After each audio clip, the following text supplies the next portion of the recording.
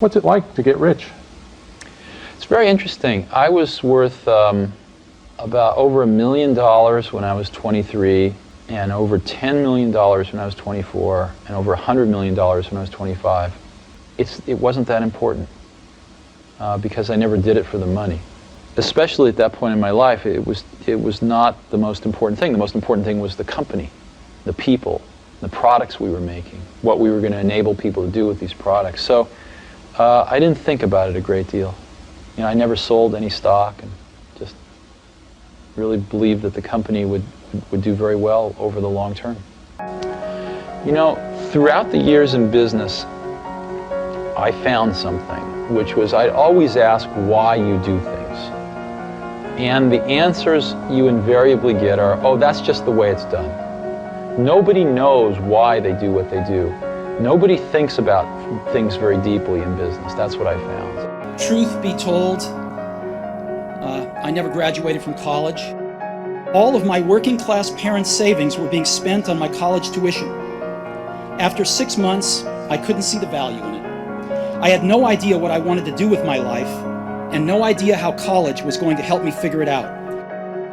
So I decided to drop out and trust that it would all work out okay. It was pretty scary at the time, but looking back, it was one of the best decisions I ever made. The minute I dropped out, I could stop taking the required classes that didn't interest me and begin dropping in on the ones that looked far more interesting. Sometimes people come to me and say, I want to start a company. And I say, why?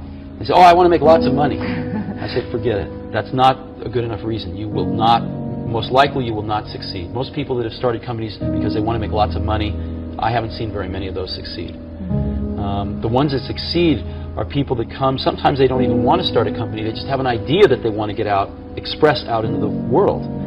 And oftentimes they have to start a company because nobody else will listen to them. Did you ever want to give up? Did you ever think of giving up? Oh, there were moments where it was pretty tough. There have been moments, but no, I don't think so. I don't think so. The first year or two was the hardest. The most important thing, though, I think, is that if you're going to start something new, you have to feel passionate about it, because it's really hard. It's so hard to start a company. You have to work so hard that if you're not passionate about it, you'll give up. And most of the difference between people that succeed and people that don't is the people that don't give up. They give up sooner than the people that succeed. And you have to be passionate about it because it's so difficult.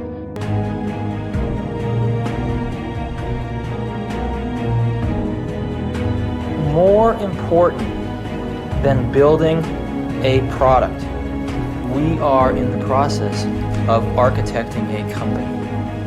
And one of the things that made Apple great was that in the early days, it was built from the heart. Not by somebody who came in and said, I know how to build a company.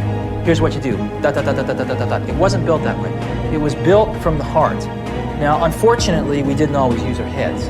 And we can do better in many respects because we are wiser and smarter and know more and those kinds of things. But one of the most important things, one of my largest wishes is that we build next from the heart, and that people that are thinking about coming to work for us or buying our products or who want to sell us things feel that we're doing this because we have a passion about it. We're doing this because we really care about the higher educational process, not because we want to make a buck, not because we just want to do it to do it. Here's to the crazy ones, the misfits, the rebels, the troublemakers, the round pegs in the square holes, the ones who see things differently. They're not fond of rules, and they have no respect for the status quo.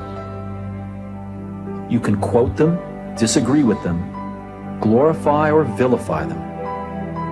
About the only thing you can't do is ignore them, because they change things. They push the human race forward. While some may see them as the crazy ones, we see genius. Because the people who are crazy enough to think they can change the world are the ones who do.